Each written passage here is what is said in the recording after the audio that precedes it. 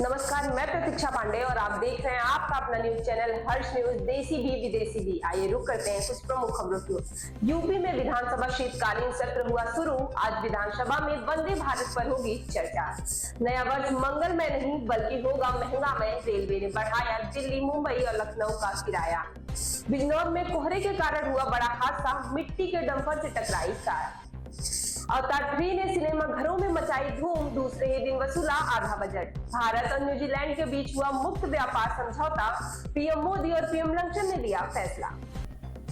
उत्तर प्रदेश में विधानसभा का शीतकालीन सत्र सोमवार को विधिवत रूप से शुरू होगा। सत्र की शुरुआत 19 दिसंबर को हुई थी। पहले दिन घोसी के दिवंगत विधायक सुधाकर सिंह को श्रद्धांजलि अर्पित कर सभा का समापन कर दिया गया था। सोमवार को फूड इन कप सिरप मामले में विपक्ष की ओर से हंगामा होने के आसार हैं। वहीं सरकार की ओर से सदन में अनुपूरक बजट पेश किया जाएगा। साथ ही आज यूपी विधानसभा में वंदे भारत के 150 साल पूरे होने पर चर्चा होगी। सीएम योगी ने सभी मंत्री और विधायकों को पूरी तैयारी के साथ विधानसभा आने को कहा है। इससे पहले रविवार को हुई बैठक में सीएम ने मंत्री और विधायकों से कहा कि विपक्ष के गलत आरोपों का भी शालीनता से और तथ्यों पर आधारित जवाब दिया जाना चाहिए। नए वर्ष से पहले रेलवे ने यात्रियों को महंगाई का झटका दिया है। इससे लोगों का नया वर्ष मंगलमय नहीं बल्कि महंगामय होते दिख रहा है। अब लखनऊ से मुंबई और दिल्ली जाना पहले से महंगा हो जाएगा। देश भर में ट्रेनों का किराया 26 दिसंबर से बढ़ जाएगा। लखनऊ से मुंबई तक के किराए में 30 रुपए तक और दिल्ली जाने वाले ट्रेनों का किराया 10 रुपए तक महंगा हो जाएगा। हालांकि मासिक सीजनल टिकट की दरों में कोई परिवर्तन नहीं होगा। रेलवे प्रशासन की ओर से रविवार को किराए में वृद्धि की घोषणा की गई।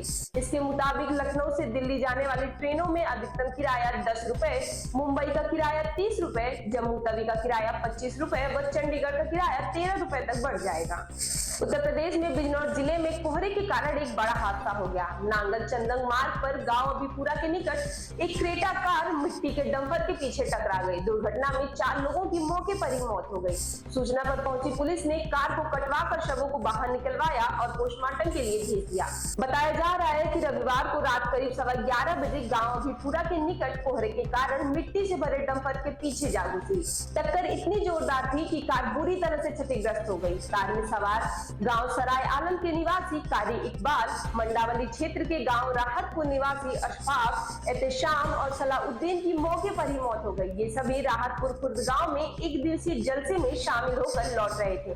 पुलिस ने मृतकों के पास मिले पहचान पत्र के आधार पर उनकी शिनाख्त कर परिजनों को सूचना दी। रोते बिलखते परिजन रात में ही पोस्टमार्टम हाउस पहुंच गए। इसके साथ ही एसपी अभिषेक झा ने घटनास्थल पर पहुंचकर जानकारी की। सोमवार सुबह तक इस मामले में कोई भी तहरीर नहीं दी गई थी। जेम्स कैमरून की अवतार फायर एंड एस 19 दिसंबर को सिनेमा घरों में रिलीज हो गई है और आते ही इसने उम्मीद के मुताबिक बॉक्स ऑफिस पर गदर मचा दिया। फिल्म ने पहले ही दिन दुनिया भर में 500 करोड़ रुपए के साथ अपनी ओपनिंग, वहीं दूसरे दिन भी फिल्म ने शानदार कलेक्शन किया है। अवतार 3 ने रिलीज के दूसरे दिन ही अपने बजट 2200 करोड़ रुपए का लगभग आधा 1000 करोड़ रुपए कमा लिया है। जी हाँ, दूसरे दिन ही दुनिया भर में अवतार 3 ने 1000 करोड़ रुपए का आंकड़ा पार कर लिया है। अगर यही रफ्तार रही तो यह फिल्म कुछ दिनों में अपना पूरा बजट वसूल लेगी। हालांकि भारत में अवतार 3 ओपनिंग कलेक्शन के मामले में अवतार 2 से पीछे है, क्योंकि अवतार 2 ने पहले ही दिन 40 करोड़ रुपए के साथ अपनी शुरुआत की थी। वहीं अवतार 3 ने 19 करोड़ के साथ बॉक्स ऑफिस पर खाता खोला है। भारत में अवतार फायर एंड एस के दूसरे दिन कलेक्शन 22.50 करोड़ हो गया है। इसी के साथ इसके दोनों दिनों का टोटल कलेक्शन 41.50 करोड़ रुपए है। भारत में अवतार को धुरंधर से टक्कर मिल रही है, जो 5 दिसंबर को सिनेमा घरों में रिलीज हुई थी और भारी संख्या में दर्शकों को थिएटर्स तक खींचने में कामयाब रही थी। भारत और न्यूजीलैंड ने सोमवार को मुक्त व्यापार समझौते की वार्ताओं को अंतिम रूप देने की घोषणा की। इसका उद्देश्य वस्तुओं और निवेश में द्विपक्षीय व्यापार को बढ़ावा देना है। इस समझौते पर बातचीत मई में शुरू हुई थी। न्यूजीलैंड के प्रधानमंत्री क्रिस्टोफर लक्सन ने कहा कि एफटीए के तहत भारत में होने वाले टैरिफ घटाए या पूरी तरह से समाप्त किए गए। उन्होंने बताया कि अगले 2 दशकों में भारत को न्यूजीलैंड का निर्यात 1.1 अरब डॉलर से बढ़कर 1.3 अरब डॉलर प्रति वर्ष तक पहुंच सकता है।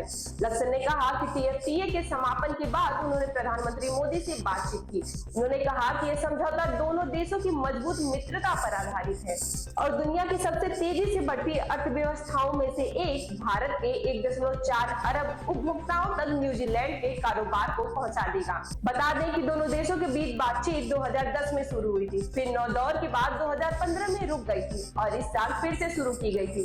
इस वर्ष 5 मई से 9 मई को वार्ता का पहला दौर आयोजित किया गया था। ऐसी और तमाम खबरों के लिए हमारे चैनल हर्ष न्यूज को लाइक और सब्सक्राइब करें।